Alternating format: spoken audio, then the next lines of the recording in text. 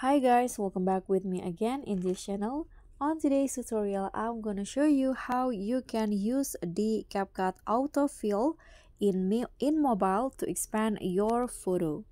So here, what you need to do is click on new project and add a photo to CapCut. Okay, you can just select any photo, click on add, and now click on the photo.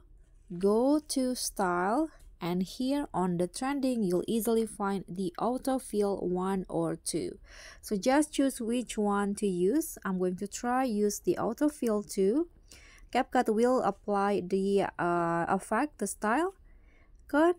Okay, so you can see the result in here. The photo will be expanding.